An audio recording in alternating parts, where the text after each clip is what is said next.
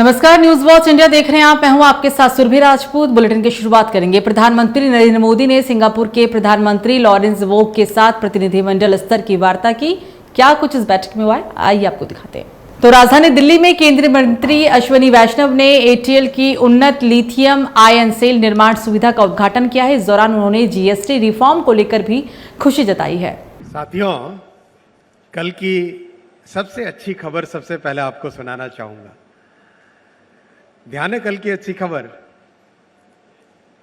GST में जोरदार कमी।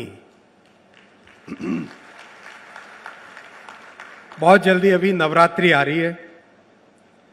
नवरात्रि पे आप देखोगे हमारे मध्यम वर्गीय परिवारों में जो कुछ भी काम में आता है, चाहे खाने से संबंधित हो, चाहे कपड़ों से संबंधित हो, जूतों से संबंधित हो, घर में बच्चों की पढ़ाई से संबंधित हो, हर चीज पे जीएसटी बड़ी मात्रा में कम हो रही है। खुश हो इससे? आपके जेब पे भार बहुत कम हो जाएगा, क्योंकि भारत के प्रधानमंत्री श्री नरेंद्र मोदी जी ने एक बहुत बड़ा फैसला लिया है जीएसटी की दरों को कम करने का। इस खुशखबरी के साथ मैं चालू करना चाहूंगा अपना स्वागत संबोधन। साथियों, इन 11 वर्षों में भारत में इलेक्ट्रॉनिक्स मैन्युफैक्चरिंग 6 गुना बढ़ी है। Electronics manufacturing has grown 6 times in the last 11 years. Today it is about $150 billion का इंडस्ट्री ये बन चुका है और करीब करीब 25 लाख लोगों को इलेक्ट्रॉनिक्स मैन्युफैक्चरिंग में आज रोजगार उपलब्ध है और तेजी से बढ़ रहा है। अगर आप इस पूरे प्रोसेस को देखोगे, एक एक करके हर चीज को भारत में बनाने का प्रधानमंत्री जी का संकल्प है। आत्मनिर्भर भारत बनाने के लिए, चाहे सेल हो या सेल फोन हो, चाहे कंपोनेंट हो या लैपटॉप हो, हर चीज भारत में बनानी है, हर चीज भारत में डिजाइन करनी है। अभी आपने देखा होगा, परसों भारत के प्रधानमंत्री जी को, नरेंद्र मोदी जी को, पहली मेड इन इंडिया चिप भेंट की गई। तो जब चिप्स भी बनने लग गई और सैटेलाइट भी बनने लग गए, जब ड्रोन्स भी बनने लग गई और मोबाइल फोन भी बनने लग गए, तो ये है एक नए भारत का स्वरूप। और ये नया भारत आत्मनिर्भर होगा, स्वदेशी पे गौरव करेगा, अपने टैलेंट पे और अपनी टेक्नोलॉजी पे गर्व करेगा और एक आत्मविश्वास के साथ आगे जाएगा। ये केवल शुरुआत है साथियों। आप देखोगे आने वाले वर्षों में इलेक्ट्रॉनिक्स मैन्युफैक्चरिंग और भी कई गुने बढ़ने वाली है। प्रधानमंत्री जी ने 500 बिलियन तक न पहुंचो तब तक रुकना नहीं है। पंकज जी, ध्यान रखना भाई, 500 बिलियन तक नहीं पहुंचो तब तक रुकना नहीं है। $500 बिलियन तक पहुंचना ही पहुंचना है। That is the target. क्योंकि जैसे जैसे प्रोडक्शन बढ़ता है, वैसे वैसे नौजवानों का रोजगार भी बढ़ता है। ये मेन बात है, ये मूल मंत्र है।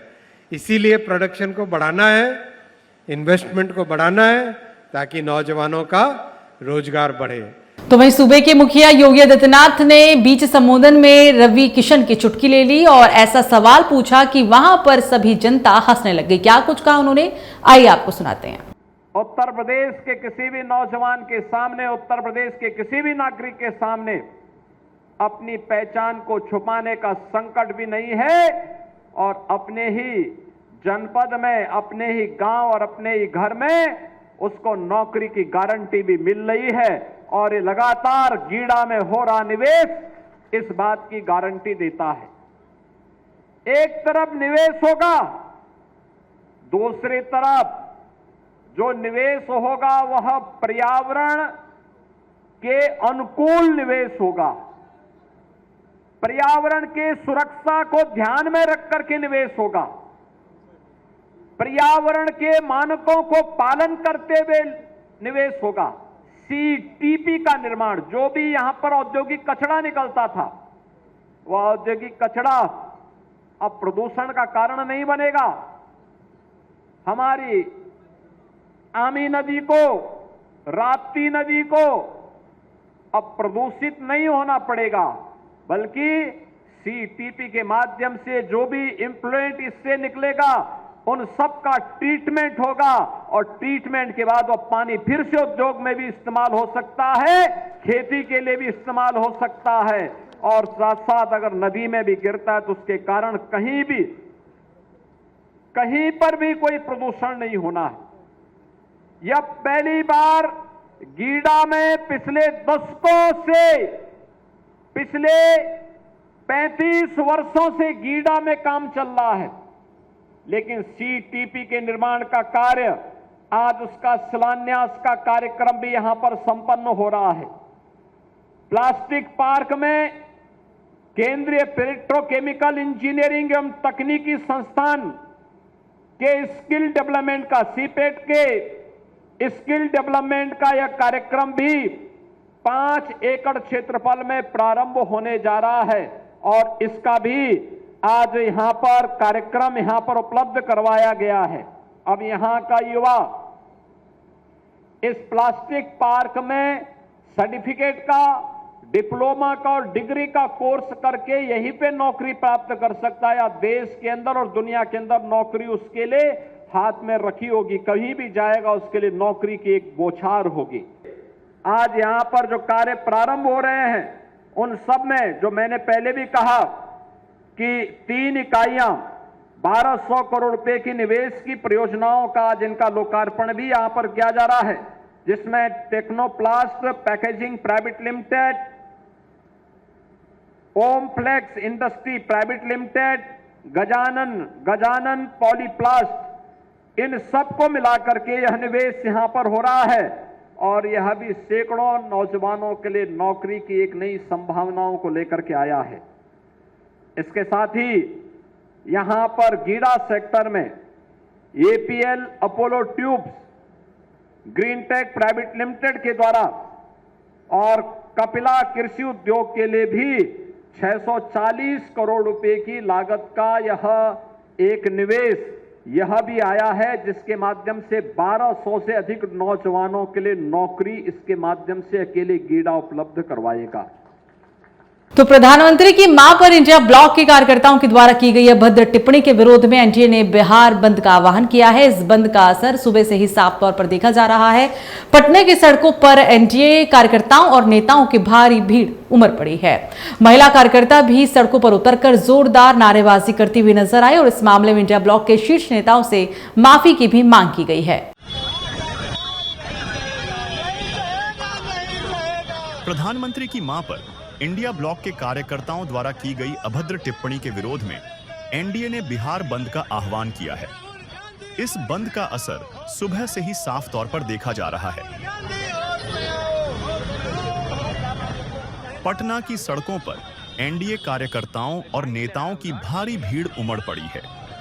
महिला कार्यकर्ता भी सड़कों पर उतरकर जोरदार नारेबाजी कर रही हैं और इस मामले में इंडिया ब्लॉक के शीर्ष नेताओं से माफी की मांग कर रही हैं। एनडीए गठबंधन के जितने भी महिला मोर्चा की मतलब महिलाएं हैं, वो सभी आज प्रदर्शन कर रही हैं। सभी लोग आज हम लोग रोड पे उतर गए हैं, क्योंकि हम लोग मां का अपमान बर्दाश्त नहीं करेंगे। इसलिए उन विपक्ष के लोगों को माफी मांगना ही पड़ेगा। वो लोग तो कह रहे हैं कि प्रोपेगेंडा बनाया जा रहा है इसको। बहुत बढ़िया। एक समय आप कांड करवा दीजिए, उसके बाद कहानी पलट देते हैं। मतलब आपके मन से गाली दे दिया था, आप मतलब उसके बाद कुछ भी बोल दीजिएगा। नेतृत्व करता है ना जी, उनके कार्यकर्ता ने गाली दिया था ना, तो उनके कार्यकर्ता ने गाली दिया तो सिखाए इन्होंने ना। तो वहीं मध्य प्रदेश के मुख्यमंत्री मोहन यादव ने जीएसटी रिफॉर्म पर कहा कि प्रधानमंत्री नरेंद्र मोदी के नेतृत्व में देश ने जिस तरह से दुनिया के सामने अपनी छवि बनाई है वो अद्भुत है। नवरात्रि के पहले दिन यानी कि 22 सितंबर से जीएसटी में हुए बदलाव लागू होंगे। इससे सभी को लाभ होगा, विद्यार्थी वर्ग को भी फायदा होगा, कृषि वर्ग को भी इससे फायदा होगा। स्वास्थ्य क्षेत्र में 18% जीएसटी को शून्य कर दिया गया है। जीएसटी की बैठक हमारे सभी वर्गों के लिए एक गुलदस्ते की तरह है जिसमें सभी सेक्टर शामिल हैं।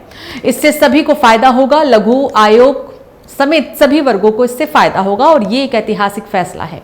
वित्त मंत्री और प्रधानमंत्री को इस दौरान मोहन यादव ने बधाई भी दी है। यशस्वी प्रधानमंत्री श्रीमान नरेंद्र मोदी जी के नेतृत्व में जिस प्रकार से देश ने दुनिया के सामने अपनी तस्वीर बनाई है वो वाकई अद्भुत है और प्रधानमंत्री जी सभी क्षेत्रों का समान रूप से ध्यान रखते हैं।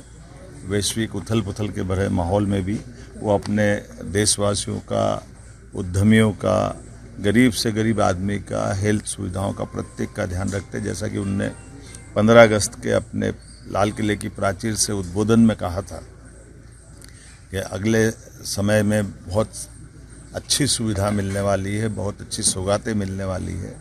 और हमने देखा 1 महीने से भी कम समय में कल जीएसटी की बैठक माननीय वित्त मंत्री जी के साथ जो हुई है, जिस प्रकार से उन्होंने अपनी चीज़ों को कहा है और अगले नवरात्रि से वो लाभ मिलने वाला है 22 सितंबर से। और कितने प्रकार का लाभ है ये गरीब से गरीब आदमी के लिए। ये हमारे लिए ज़्यादा आनंद की चीज़ है कि जो मध्यम वर्गीय, गरीब और कई प्रकार की सुविधा दिन उपयोगी में जो हर कोई व्यक्ति भी लेता है उन सबको भी इसका लाभ मिलेगा। अब जैसे हमारे अपने किसानों को लाभ मिलने के लिए भारतीय रोटी, पराठा, खाकरा, पनीर, छेना, ये कई प्रकार की चीज़ें हमारे यहाँ से निर्यात भी होती है। ऐसे में इनको मदद करने के लिए इनका निर्यात बढ़ा करके किसानों के जीवन की बेहतरी के लिए जो प्रयास किया है, जिसका 5% से घटा करके इसका स्लैब 0% किया है। शिक्षण सामग्री, शिक्षक खास करके नक्शे, chart, globe, pencil, sharpener, crayons, pastel, copy, notebook, ये हर विद्यार्थी के जीवन में अत्यंत आवश्यक होती है। ऐसे में विद्यार्थी वर्ग को भी ये शिक्षण सामग्री की 12% से 0 की तरफ ले जाना, ये हमारे नए युवाओं की दृष्टि से बहुत उपयोगी निर्णय है। कृषि उपकरणों के लिए जैसे मैंने कहा कि कृषि सेक्टर हमारी पहली प्राथमिकता है। ये पूरे दुनिया के माहौल में भारतीय कृषि व्यवस्था को, कृषि व्यवसाय को इन आर्थिक बड़ी ताकतों से बचाने का प्रधानमंत्री जी जो लड़ाई लड़ रहे हैं वो उनने अपने जीएसटी के माध्यम से भी वित्त मंत्री जी को निर्देश दिए। उसका परिणाम दिख रहा है। इसको 18% से 5% करना, जैसे ट्रैक्टर के tyre, parts, biopesticide, micro nutrients, drip irrigation system, sprinkler, कृषि, बागवानी, वानिकी मशीनें जैसे जो भूमि की तैयारी, बटाई, कटाई इत्यादि सभी क्षेत्रों में जो काम आते हैं, इस पे 18% के जीएसटी से घटाकर 5% करना, ये हमारी प्रतिबद्धता बताती है। हेल्थ के सेक्टर में स्वास्थ्य के लिए हर व्यक्ति का स्वास्थ्य अच्छा हो, इसलिए इसको भी 18% से 0% तक ले जा करके सभी प्रकार की हेल्थ इंश्योरेंस की पॉलिसियों को इसमें शून्य किया है। और साथ साथ कैंसर से लगा करके ऐसी बड़ी जितनी दवाइयाँ उसमें भी 0 तक ले जा करके जो राहत दी है, ये एक अपने आप में बड़ा अचीवमेंट है। आने वाले समय में न केवल देशवासियों का स्वास्थ्य अच्छा रहे, उनकी सब सुविधाएं सरलता से पहुँचे, बल्कि दुनिया के लोग भी आकर के इस नए हेल्थ सेक्टर में निवेश की दृष्टि से और हमारे राज्य और देश को आगे बढ़ाने की दृष्टि से बड़ा निर्णय है। तो जम्मू कश्मीर में भारी बारिश से कई जगह भूस्खलन हुआ है। जम्मू राजौरी नेशनल हाईवे और मुगल रोड को बंद करना पड़ा। कालीधार और मुगल रोड पर भूस्खलन, मिट्टी खिसकने और शूटिंग स्टोन से यातायात पूरी तरह रुका हुआ है। सैकड़ों वाहन अलग अलग जगह पर फंसे हुए थे। प्रशासन सड़कों से मलबा हटाने और आवश्यक सेवाएं बहाल करने में जुटा हुआ है। यात्रियों से फिलहाल इन मार्गों पर सफर से बचने की अपील की गई है। जम्मू कश्मीर में भारी बारिश से कई जगह भूस्खलन हुआ है। जम्मू राजौरी नेशनल हाईवे और मुगल रोड को बंद करना पड़ा है। कालीधार और मुगल रोड पर भूस्खलन, मिट्टी खिसकने और शूटिंग स्टोन से यातायात पूरी तरह रुका हुआ है। सैकड़ों वाहन अलग अलग जगह फंसे हैं। प्रशासन सड़कों से मलबा हटाने और आवश्यक सेवाएं बहाल करने में जुटा है। यात्रियों से फिलहाल इन मार्गों पर सफर से बचने की अपील की गई है। मुगल रोड बंद होने की वजह से सभी गाड़ियां यहाँ हमने रोकी हुई हैं। तो जैसे हमें ऊपर से कोई आदेश मिलता है उसके हिसाब से हम यहाँ से गाड़ियाँ छोड़ेंगे। तो फिलहाल यहाँ गाड़ियाँ हमने रोकी हुई हैं, तो नेक्स्ट क्लियरेंस कोई होती है उसके बाद ही गाड़ियों को छोड़ा जाएगा। हमारे पास तो इतनी इन्फॉर्मेशन है। कब से सर ये बंद है रास्ता? ये तो गाड़ियाँ तो कल की रोकी हुई है, कितने कल बजे? से ही बार बार उधर लैंडस्लाइडिंग हो रहा है डुबचिया में, और शिकारगाह जगह है, और भी 2-3 जगह हैं जहाँ ये बार बार स्लाइडिंग होती है। उसकी वजह से ये सेफ जोन है इन लोगों के लिए, तो तभी यहाँ इन गाड़ियाँ इधर रोकी हुई है। तो वहीं मध्य प्रदेश के इंदौर से एक चौंकाने वाली खबर सामने आई है। दरअसल इंदौर के एमवाई अस्पताल में चूहों के काटने से 2 नवजात शिशुओं की मौत हो गई। इस मामले की गंभीरता को देखते हुए सीएम मोहन यादव ने सख्त से सख्त कार्रवाई के निर्देश दिए। इस घटना के बाद अस्पताल प्रशासन ने 2 नर्सिंग स्टाफ को भी निलंबित किया और 2 को भी नोटिस जारी किया। तो वहीं पेस्ट कंट्रोल एजेंसी पर 1 लाख रुपए का जुर्माना भी लगाया गया। साथ ही 5 डॉक्टरों की एक हाई पावर कमेटी बनाई गई जो पूरे विषय की जांच करके 7 दिनों में रिपोर्ट सौंपेंगे। मध्य प्रदेश के इंदौर से एक चौंकाने वाली खबर सामने आई है। दरअसल इंदौर के एमवाई अस्पताल में चूहों के काटने से 2 नवजात शिशुओं की मौत हो गई है। इस मामले की गंभीरता को देखते हुए सीएम मोहन यादव ने सख्त से सख्त कार्रवाई के निर्देश दिए हैं।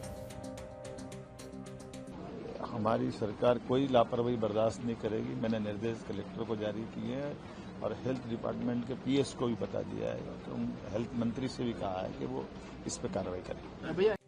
इस घटना के बाद अस्पताल प्रशासन ने 2 नर्सिंग स्टाफ को निलंबित किया है और 2 को नोटिस भेजा है। तो वहीं पेस्ट कंट्रोल एजेंसी पर 1 लाख रुपए का जुर्माना लगाया गया है। साथ ही 5 डॉक्टरों की एक हाई पावर कमेटी बनाई गई है जो पूरे विषय की जांच कर 7 दिनों में रिपोर्ट सौंपेंगे। 2 बच्चों को चूहे ने काटा था, एक के हाथ में काटा था, एक के कंधे पर काटा था। और चूंकि दोनों बच्चे क्रिटिकल अवस्था में ही थे, इन्फेक्शन जो सब पीडियाट्रिक सर्जरी डिपार्टमेंट्स के एक्सपर्ट लोगों ने बताया है कि उनको इतनी गंभीर बीमारियां, कंजेनाइटल एनोमलीज थी, उनकी आंत भी नहीं बनी थी और उनको बहुत सारी समस्याएं थी, लंग्स भी नहीं बने थे। दोनों बच्चे कमजोर थे। एक का तो ऑपरेशन हो गया था जिसमें उनकी आंतें खराब थी, उसका ऑपरेशन है, वो बच्चा अभी वेंटिलेटर पर है, अभी उसकी हालत भी गंभीर है लेकिन है वो। और दूसरा बच्चा है जो जिसको ऑपरेशन नहीं किया था क्योंकि इन्फेक्शन बहुत था, उसका वजन 1 किलो 200 ग्राम लगभग था, जैसे पीडियाट्रिक सर्जरी के डॉक्टर्स के द्वारा जो बताया गया है। और निमोनिया था, सीवियर निमोनिया था उसको, और चूहे ने चूंकि उसके हाथ में काटा था तो अब उनको पहले पता था कि ये बच्चा क्रिटिकल है। आज उसकी अभी सुबह के समय उसकी डेथ हो गई। अब इस पूरे मामले पर महाराजा यशवंतराव अस्पताल के उप अधीक्षक डॉक्टर जितेंद्र वर्मा का भी बयान सामने आया है। सख्ती से इसके लिए हम लोगों ने कदम उठाए। अभी हमारी जो पेस्टिसाइड की जो कार्रवाई वो निरंतर डेली बेसिस पे चल रही है और इसके लिए हमने स्पेशल एक मीटिंग नर्सिंग ऑफिसर्स की और नर्सिंग स्टाफ की भी रखी है और उनको निर्देश भी दिए कि कहीं पे भी अगर इस तरह का उनको ये मिलती है, चूहे जैसे संबंधित कोई भी जानकारी मिलती है या कहीं पे भी मूवमेंट नजर आता है तो तत्काल हमारी एजेंसी को बताएं और उसके लिए कार्रवाई करें। अस्पताल में चूहों की संख्या बढ़ने के कारण हुई इस घटना के बाद मरीजों की सुरक्षा पर सवाल उठने लगे हैं। हालांकि अस्पताल प्रशासन ने बारिश को चूहों की संख्या बढ़ने का कारण बताया है। चिकित्सा विभाग के द्वारा कल कार्रवाई भी की गई थी। 2 लोगों को सस्पेंड किया गया था, कई लोगों की डी और सस्पेंशन विभागीय जांच की कार्रवाई भी की गई है। जो यहाँ के उच्चस्थ एडमिनिस्ट्रेटर हैं उनको शो कॉज नोटिस भी जारी किया गया है विभाग के द्वारा, वो सारी कार्रवाइयाँ की जा रही हैं। जो 2 बच्चों की डेथ हुई है उसमें जो पोस्टमार्टम में और जो चीज़ें थी जो निकल कर आई हैं वो हालांकि उससे पूरी तरीके से अलग हैं। जो 2 बच्चे थे उनमें से दोनों बच्चे 1 किलो और 1.5 kg के थे।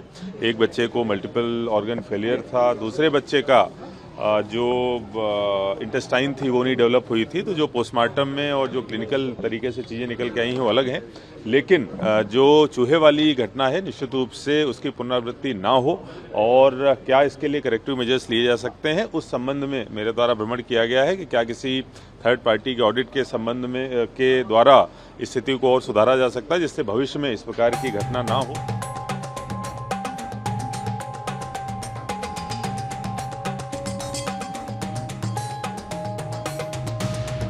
तो वहीं राजधानी दिल्ली में बीते कई दिनों से रुक रुक कर हो रही बारिश और हथनी कुंड बैराज से पानी छोड़े जाने के कारण यमुना नदी का जलस्तर लगातार बढ़ रहा है। यमुना का जलस्तर लगातार खतरे के निशान से ऊपर बना हुआ है, जिससे बाढ़ की स्थिति गंभीर हो गई है।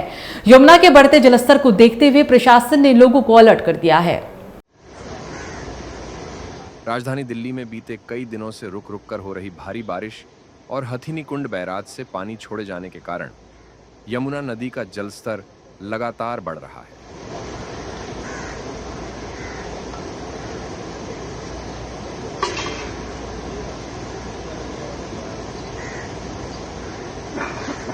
यमुना का जलस्तर लगातार खतरे के निशान के ऊपर बना हुआ है, जिससे बाढ़ की स्थिति गंभीर हो गई है। वहीं यमुना के बढ़ते जलस्तर को देखते हुए प्रशासन ने लोगों को अलर्ट किया है।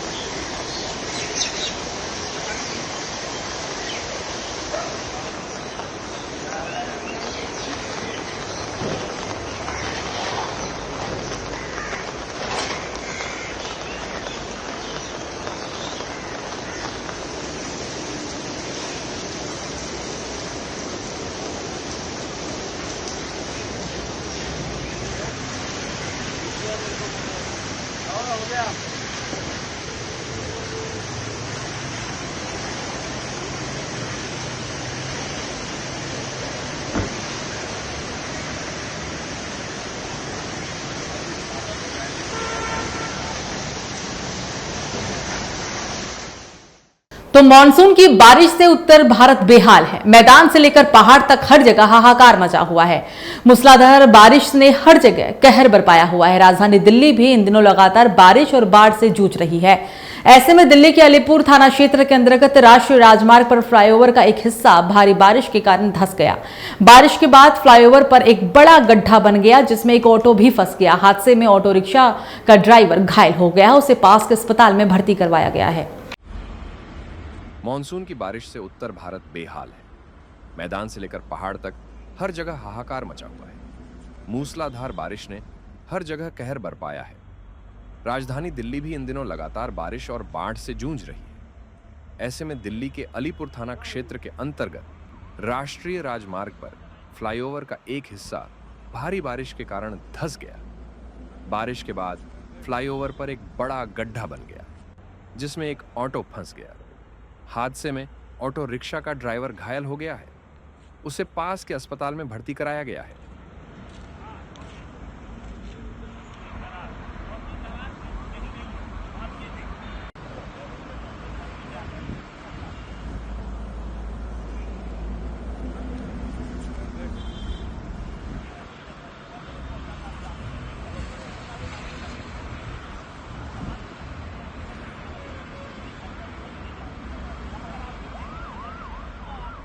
चलिए बात होगी अब पंजाब की। पंजाब का अमृतसर जिला बाढ़ की बड़ी मार झेल रहा है। अमृतसर जिले का अजनाला शहर और उसके आसपास के कई गांव बाढ़ के पानी में पूरी तरह डूबे हुए हैं, जिससे लोगों को काफी परेशानियों का भी सामना करना पड़ रहा है। ऐसे में केंद्रीय कृषि एवं किसान कल्याण मंत्री शिवराज सिंह चौहान ने अमृतसर के बाढ़ प्रभावित क्षेत्रों का दौरा किया। शिवराज सिंह चौहान ने बाढ़ प्रभावित लोगों से मुलाकात कर उनसे उनका हाल जाना। साथ ही शिवराज सिंह चौहान ने बाढ़ प्रभावित लोगों को हर संभव मदद का भी भरोसा दिया। पंजाब का अमृतसर जिला बाढ़ की बड़ी मार झेल रहा है। अमृतसर जिले का अजनाला शहर और उसके आसपास के कई गांव बाढ़ के पानी में पूरी तरह डूबे हुए हैं, जिससे लोगों को काफी परेशानियों का सामना करना पड़ता है। ऐसे में केंद्रीय कृषि एवं किसान कल्याण मंत्री शिवराज सिंह चौहान ने अमृतसर के बाढ़ प्रभावित क्षेत्रों का दौरा किया। इस दौरान शिवराज सिंह चौहान ने बाढ़ प्रभावित लोगों से मुलाकात कर उनसे उनका हाल जाना। साथ ही शिवराज सिंह चौहान ने बाढ़ प्रभावित लोगों को हर संभव मदद का भरोसा दिया। ये नहीं निकलेगा बाहर, नहीं निकलेगा सर। ये 2-3 दिन में सब गिरने शुरू हो गया, अब गिर जाएगा सर। गिरना शुरू हो गया। ये खत्म हो गया सर। आसपास सब जगह यही है। सर जो इनमें सब गिरने शुरू हो गया, अभी गिर जाएगा सर। गिरना शुरू हो गया। ये खत्म हो गया सर। आसपास सब जगह यही है। सर